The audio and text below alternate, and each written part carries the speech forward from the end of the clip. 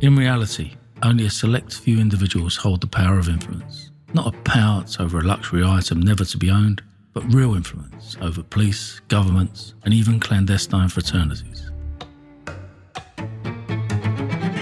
My true story is so controversial that I invite you to comment and even question my integrity.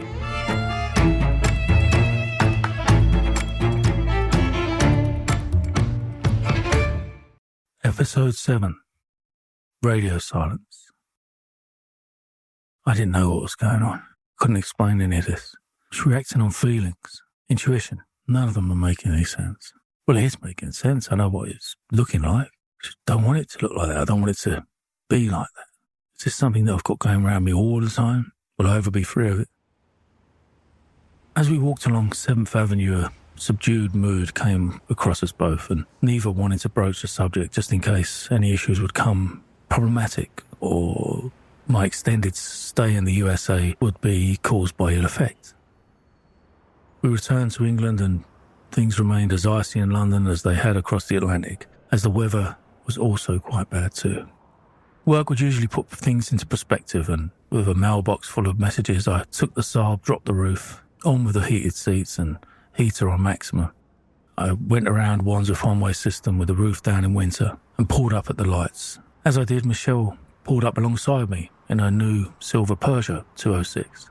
Her roof was up, just as it should have been, considering the weather. I could see her looking at me alongside as my eyes were hurting on the side of my face looking back, whilst my head was fixed forwards.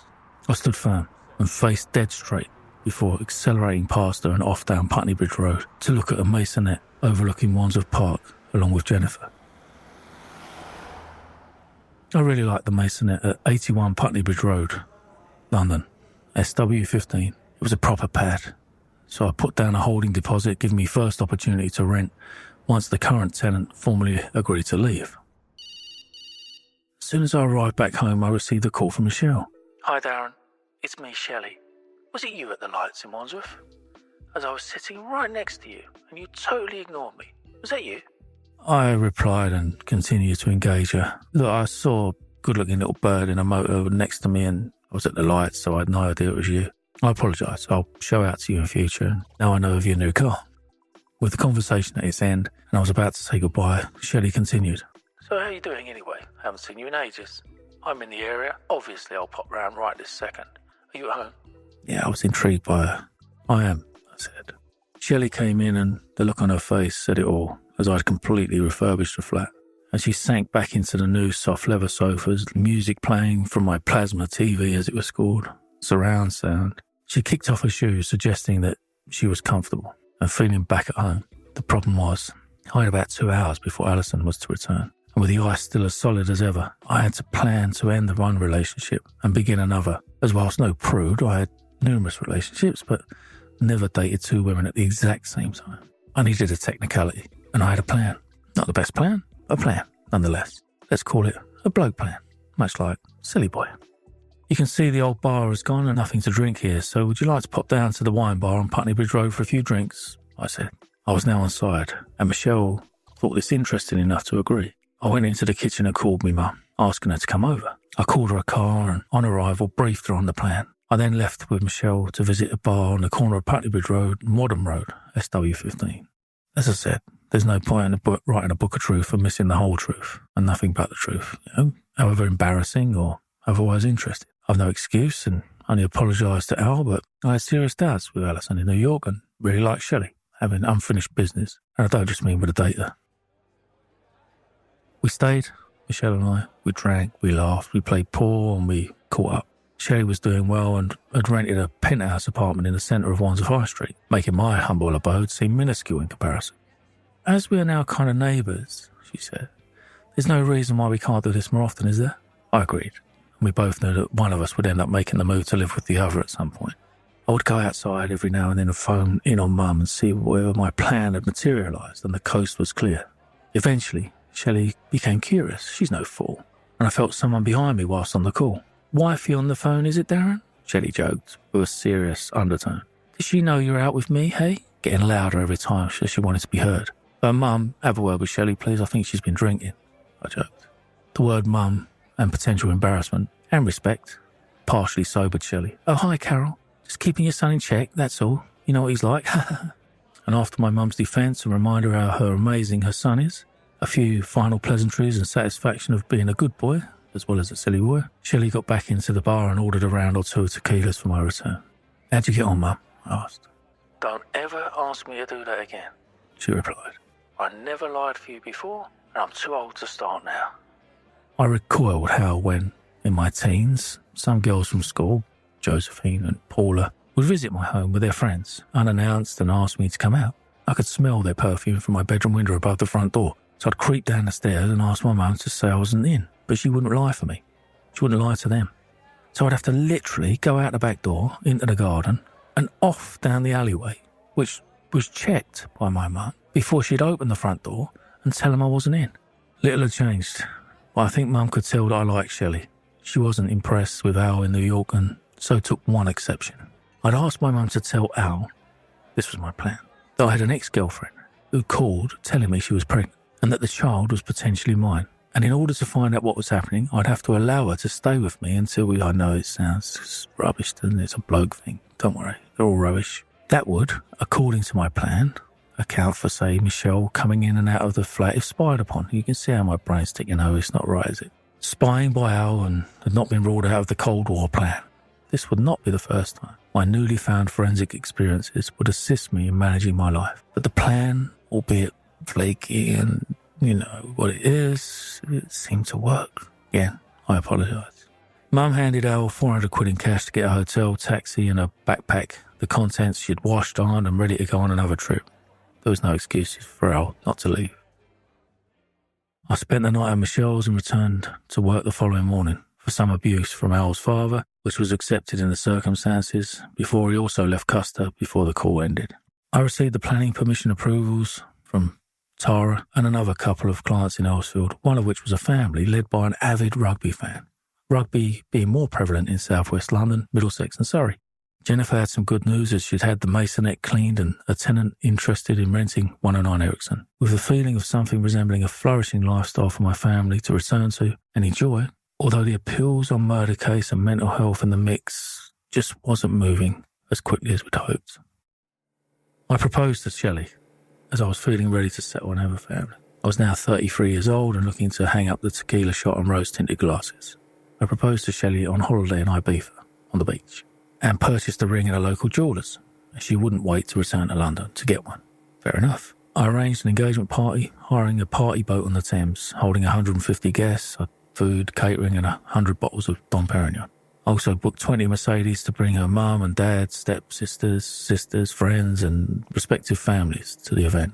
I hadn't yet met with Shelley's dad, so I arranged a pre-engagement party at 109 Ericsson to meet him and formally asked for his permission to take his daughter's hand in marriage, albeit I'd already taken this for granted, yet retaining my old-fashioned values of respect and chivalry. No, don't laugh.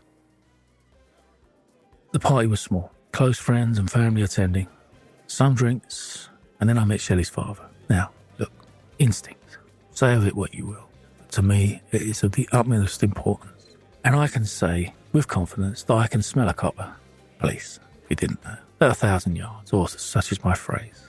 And as I opened the front door, I smelled copper. Doesn't that sound the most bizarre thing, other than to say I was right? I opened a couple of beers in the kitchen and explained to him what I did for a living. And when I reciprocated the question, his reply was, "I'm a senior police officer with West Midlands Police." Fuck me, I thought. What the fuck have I done? And what the fuck is going on here?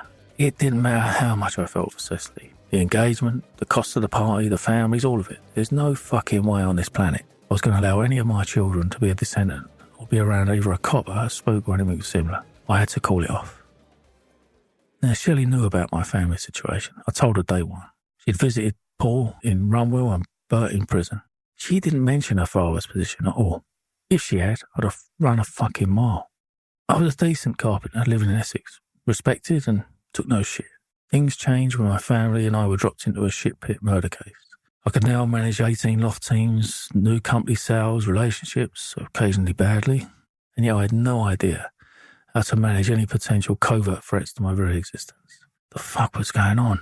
What were these 2 previous references to First Sea Lord, the secret meeting under the Masonic symbols in New York, introduction to the brother of a BBC journalist? Were any of these of significance?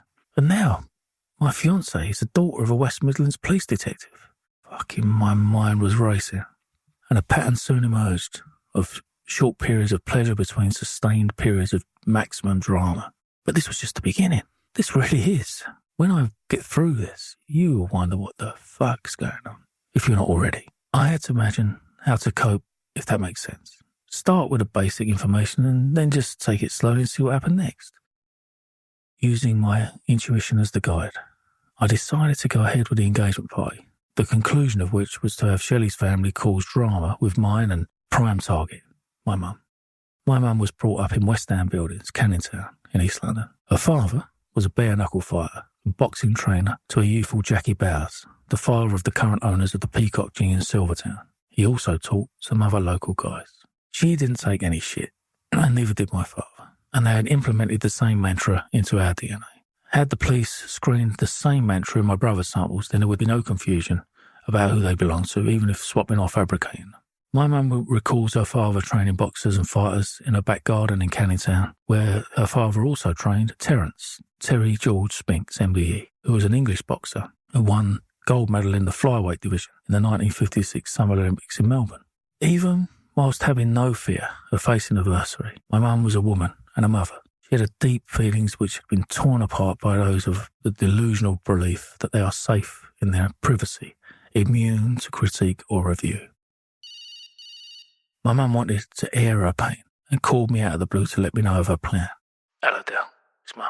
I'm at the Trisha Goddard show, and I need you to come up here and join me on the TV to share the boy's case." What's it all about, Mum? Are you really going live on TV? I replied. Excited, actually, at being able to air the issues. "Look, they've put me up in a hotel and we're on tomorrow. The theme is loving someone serving a life sentence or something like that. Will you come?" And my immediate answer was, of course. Just give me the address and I'll be there straight away. I made a few calls and drove to the studios to join my mum on the Trisha show. Now we sat in the green room waiting to go on, microphones on, sound test completed. As we sat there, in came a man, looking drained, shaven head, scars all over his head. He was looking downwards as he shuffled his feet with every step. No, he wasn't picking up the carpet with a cali. He was literally shuffling his feet wherever he went. He appeared defeated, yet amenable and gentle in a strange kind of way, and when shaking his hand, he began sharing his experiences. The first, his name, in his Southern American accent, which I won't do. "I'm Kerry Max Cook, known of and supposedly famous as the longest-serving death row prisoner, twice sentenced to death by lethal injection." Right. Kerry went on to tell me his conviction, appeals and time in jail, which, and due to the crimes of alleged rape, was beaten and rammed against brick walls, showing the scars underneath his crew-cut hair. He explained that with only a few days to go until his execution, he was transferring his depositions, legal papers, to the screws. He said, "I thought if I couldn't serve both God and my case any longer, and chose the former during my final days." He continued to tell me that he was visited by a male holding a clipboard, and this male gave Kerry the ultimatum. "Look, DNA evidence has been found in the underwear of the victim that was located in the jeans pocket. This would exclude you to the murder and direct it to another person. You can either sign this document stating that you will never appeal your conviction and we will release you in a couple of days. If you refuse, then you'll be executed," he continued.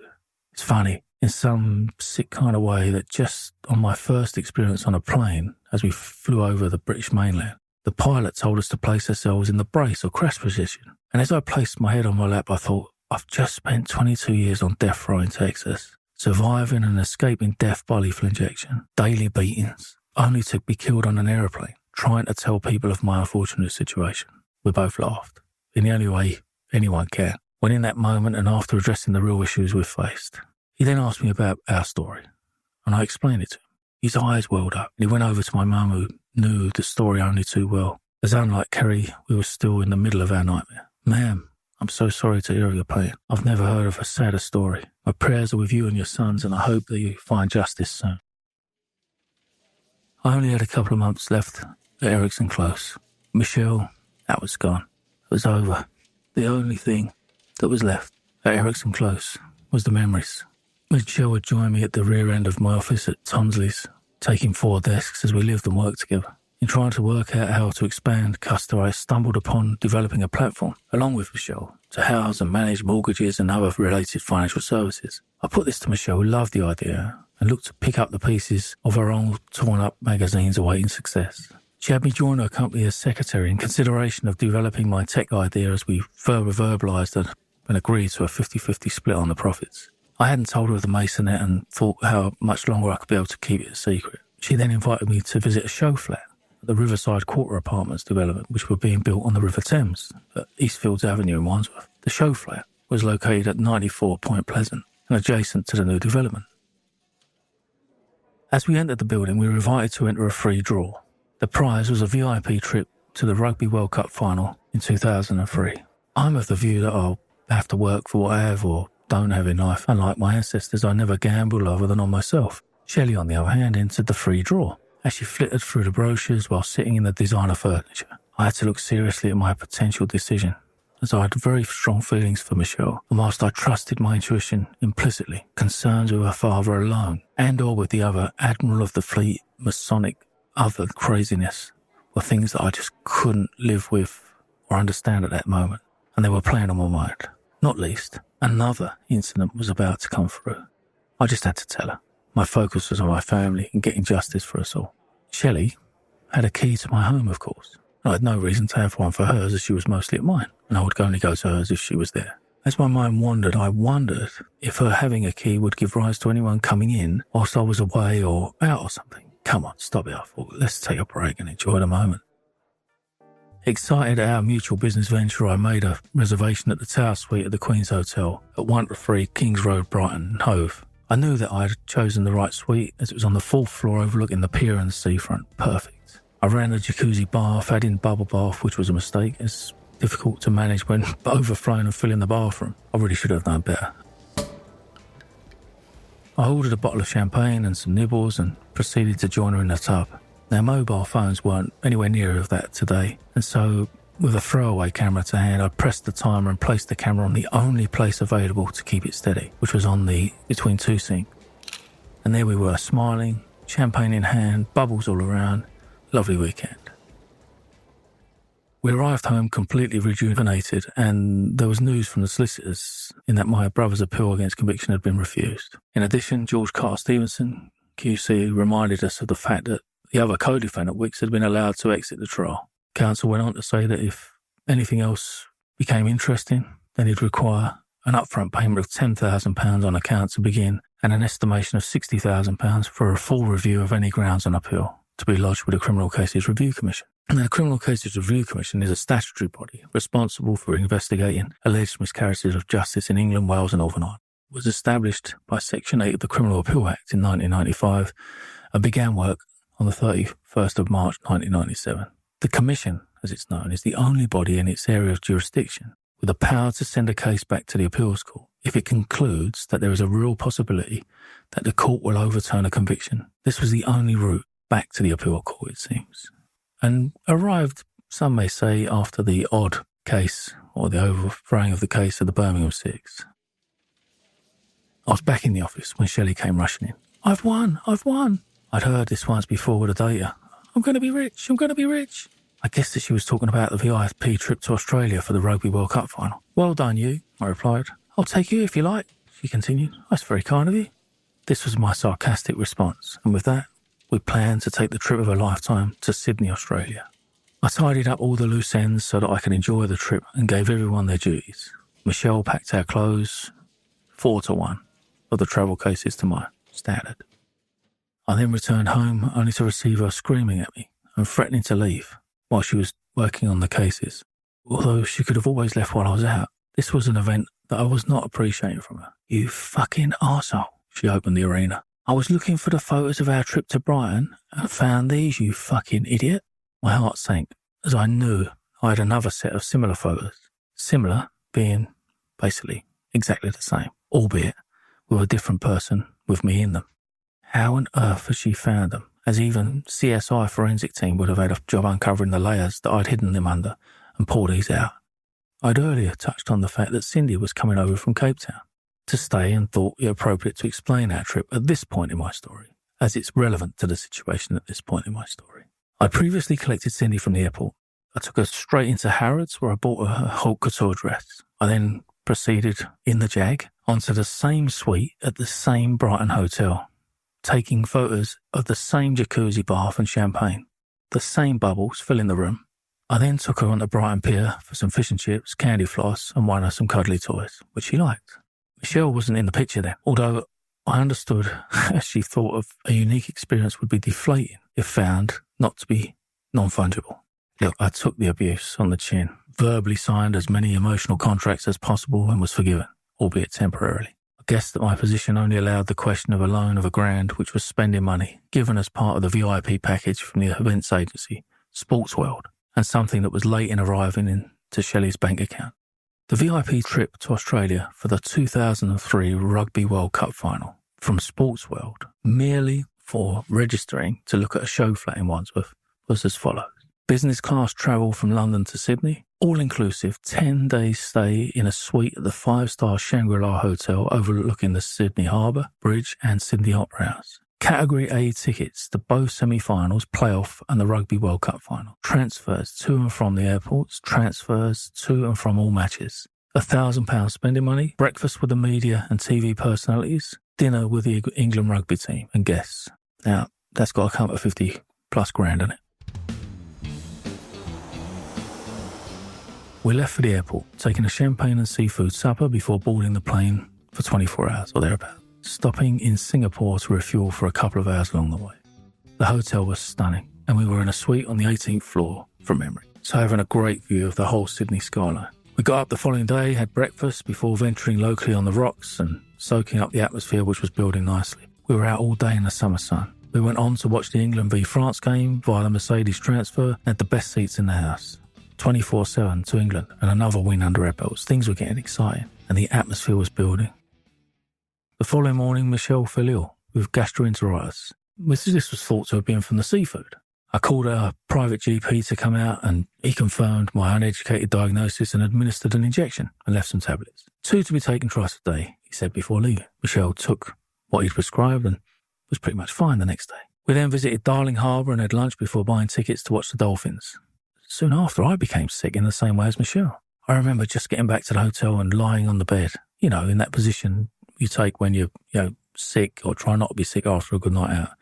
You move 1 millimetre and it's game over, room redecorated, you know what I mean. Michelle was impatient, although understanding of how I was feeling. I faded to what I thought was the sound of Shelley's voice saying, "You don't appreciate me, and if you don't get up right now, I'm leaving." I woke up. I was feeling a little jaded. It's about 11 o'clock at night and dark outside, no lamps on or other lighting inside other than the only thing illuminating the room, which were the lights coming from the Sydney Harbour. I recalled what I thought I'd heard from Michelle and got up to look round, but there wasn't a sign of Shelley anywhere. I opened the wardrobe and her cases were all gone, and her clothes. I went into the bathroom, makeup, toothbrush, everything gone. I ran to the safe and luckily the rest of the match tickets, my passport and about $50 were left of the £1,000. I found another $40 in my jeans pocket and had enough to get by as the accommodation and the meals and everything else was inclusive. I found it difficult to sleep after having had some and lay on the bed in relative darkness, wondering what was happening. The thoughts of her father, again, those mentioning their father being Admiral of the Fleet, the Masonic symbols, the journalists, it was all floating around and odd and hard to put together without the 4 corners of the puzzle. Operation Westminster. What was in it? Who was in it? Who was controlling it? I fell asleep again. I woke up the following morning, wandering around the rocks and taking in the sights and a few beers in the Fortune of War pub. This was a local hangout for England rugby fans. I was outside in the sunshine, drinking cold beers, leaning on the stainless railing, separating the pavement when a man walked up and stood next to me. As he did, he broke into song. "Waltzing Matilda, I want to kill her." The whole pub erupted, and England fans arrived from nowhere and everywhere to sing along. The Australian fans were furious and had their own version of a very favourite sea shanty in reply. I thought it was going off, and yet unlike football, where it most certainly would have, this is a rugby banter, and as one song ended, another began, as did the pints and the spirits that afternoon. The man, let's call him Alan, as I can't remember his real name, then approached me. "Hello, watched the match with France, did we?" "I did. I said, and he continued to tell me of his rugby fan status, the travel he'd endured and the crusade to watch England rugby team, and how excited he was to finally be close to watching England in the final. So how did you find yourself here? He asked, and I ordered a few more of the amber nectar whilst I explained how Michelle had won the trip and then left the trip itself. Do you know what? He said, I bought some similar tickets to yours, but they're Category B tickets. And as with my residence, unlike yours, it's a local bed and breakfast, I'm a bit nervous, as I had a little difficulty getting to the match, and I'm worried I won't get into the playoff between New Zealand and France, and worse than that, if it happens, potentially missing England in the final. I swaggered back to the hotel after a night in King's Cross with Alan and some new rugby pals. The following morning I called my mum and confirmed that Michelle had returned and hired a doorman when collecting her belongings from my office. Oh, he was very polite, he didn't want any trouble relating to the doorman. He only wanted to help Michelle and her new boyfriend, Andy Nuri, the estate agent from Putney who owns Purple. I was almost out of funds. Although, do you know what? Andy had done me a favour. I was wondering how to get rid of Michelle. Get rid of her, I mean. Have her end the relationship. It would seem that this had been going on long before I knew about it. I counted my blessings. Maybe Michelle couldn't find out enough from me for her father, or something else. I don't know. Maybe I didn't show her enough interest. I don't know. But whatever it was, I'm in Australia. Sun's beating. I've got tickets to the Rugby World Cup final. England are doing well, and I'm going to have some fun. I was almost out of funds and walked to collect the transfer from home, 3,000 quid for the rest of my trip. I was walking along George Street and I came across some shops which were situated on a small terrace. I saw a sandwich board outside saying Fortune in large letters. Get out, I need fortune. I felt as if I needed some spiritual guidance as well, so I entered. $50 for 45 minutes, please. So pay now and come back in an hour, said the guy in the shop.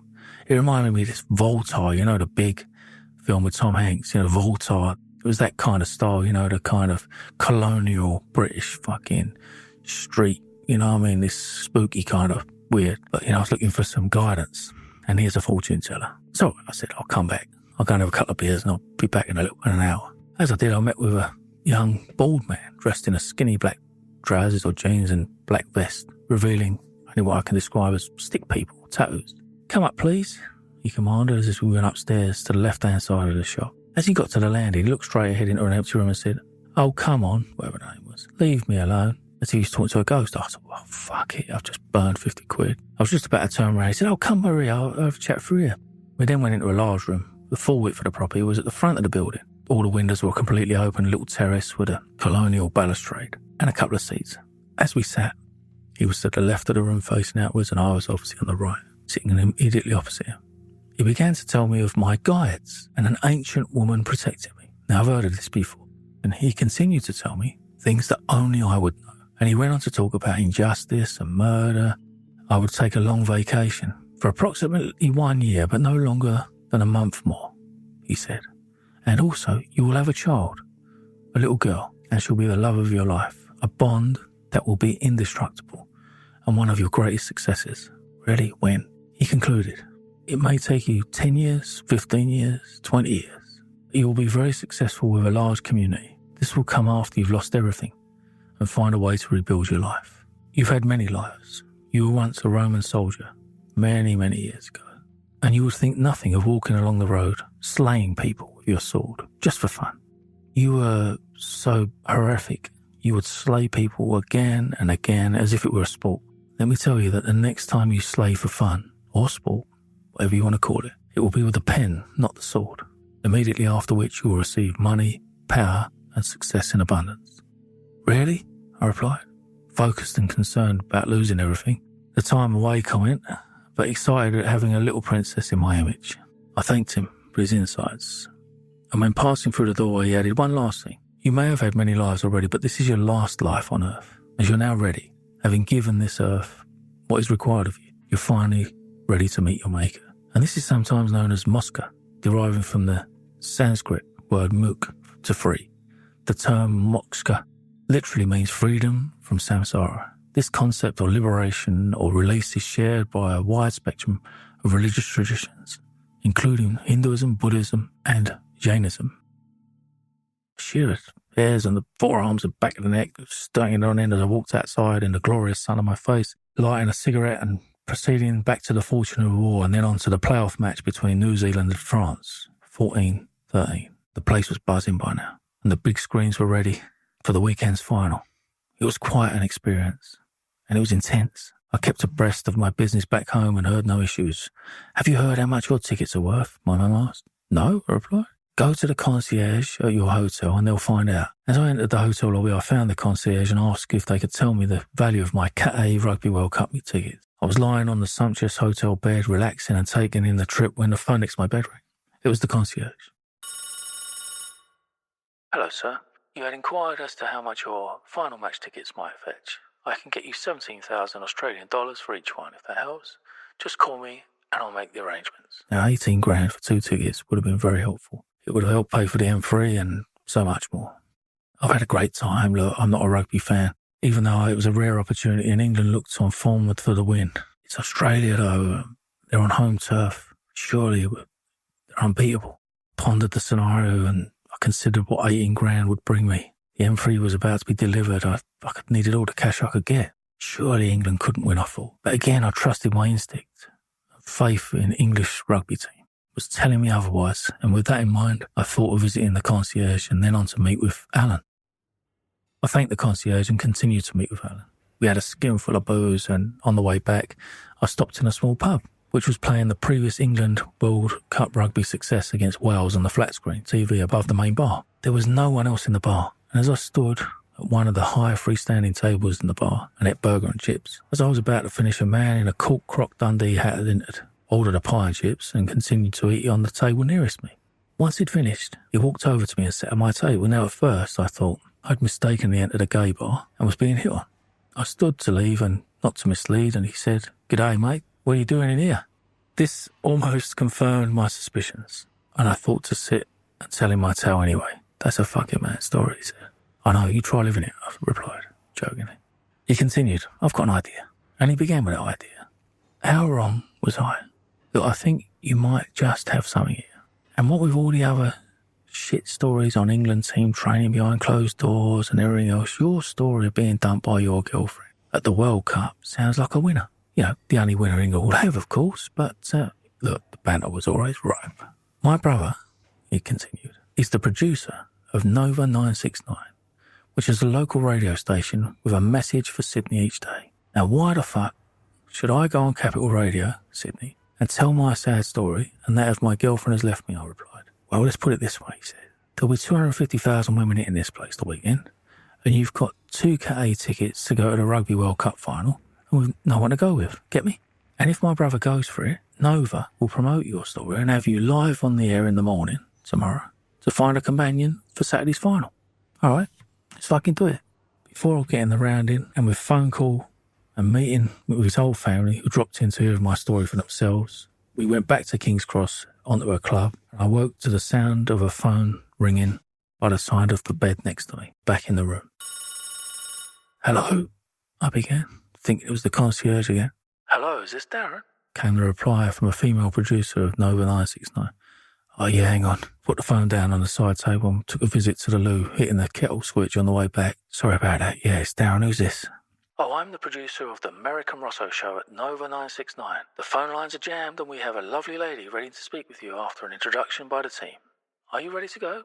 Difficult to comprehend the situation. I was hungover, banging headache, and I thought I was just having a phone call, dismissing the fact that Sydney was also listening. Then I heard, "Hello, Pommy. So you think you guys are really going to win tomorrow, do you?"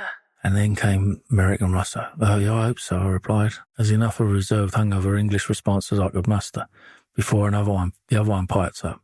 "So your girl dumped you, did she? Never mind, mate. We have a stack for you here, and beginning with Maria from Bondi Beach." Now, it sort of pulled me around a bit, because I had this immediate image, or vision, as if I was the nerd in some weird science project, building the profile of my ideal Bondi babe. And as I was losing myself in the image, the sound came through. "Hi, Darren. I'm Maria. How are you? Sorry to hear about your girlfriend." "Not. This was the girly question. Just about to be unleashed. Here it goes. So, do you think you'll get back with her then?" And before I could answer, I could hear American Rosso giggling in the background. so I thought to give him some banter back as I started to pull around a bit. I had no idea whether Maria was English or Australian, so I replied, "Look, Maria, I won't be going back with her." And before I could continue, she went on, "So what do I have to do to join you at the final?" It was now time to deal with the American Rosso crew, so I thought, "Look, Maria, all you need to do is wear an England kit." And to her immediate knee-jerk reaction, "I think I might have one of these, a lycra one." And that was it. Maria from Bondi Beach. In came the producer. "Darren, hi, the phone lines are jammed. Would you like to speak with number 2, girl number 2? I had already convinced myself that I'd be meeting a tanned Kelly LeBrock in lycra England kit, so I declined the thought of quitting while potentially ahead. I agreed to forward my hotel phone number to Maria, and within 5 minutes she was on the phone. I had a coffee in hand, sat up and chat with her in my bed. "Oh," she said, "I've had my boss and most of my colleagues on the phone trying to talk with me. Is this real? I'm so excited." I'd had enough to drink for the last few days and knew most of the local bar staff on first-name terms. I wanted to do something different, so I asked Maria if she was free to go out and take some culture for the day. She told me that the earliest she could get off from work and be ready at the hotel was about 3 o'clock in the afternoon. All right, I said, no problem. So I got dressed, I went for a pint as usual, couple of shots and a sing-along, and this time, knowing the words backwards. The Fortuna Wall was packed, the whole place was. It was absolutely buzzing. Non-lycra rugby kits everywhere, singing, drinking, sun, and feeling the genuine happiness and excitement between two old friends and rivals. Alan came over with drinks, and whilst doing his best to enjoy the moment, he was understandably nervous about the final, as he was refused entry to the playoff with a moody, illegitimate ticket. Now I tried to cheer him up with the prospects of England winning, which only brought on more song, and updated him on Maria as I made my excuses and left. I had changed, a splash of Le Mans by Jean-Pierre Gaultier, and into the hotel foyer where I strategically arranged the seating. I was facing the evidence, I was squaring the chair up. I even had an escape route, if required, just as a last resort. You never know. Rolled a slow-mo. Yellow cab pulled up. Back left passenger door opened to a fit, tanned leg high heels standing perfectly on the floor. Had I known what she looked like, I'd have waved the cab down, waited on the curb to catch her. I almost ran over to her as the rest of my imagination caught up, and Maria from Bondi Beach was even more attractive than any artificial intelligence I could muster. To say that I was pleasantly surprised is possibly the most English version of English reservedness I can describe. I didn't know whether to shake her hand, kiss her feet, or get on one knee right there and then. She was stunning. Listen in to each episode as I engage you in my personal journey of how a boy growing up on a council estate in Essex would eventually own the most exclusive online private members club in the world.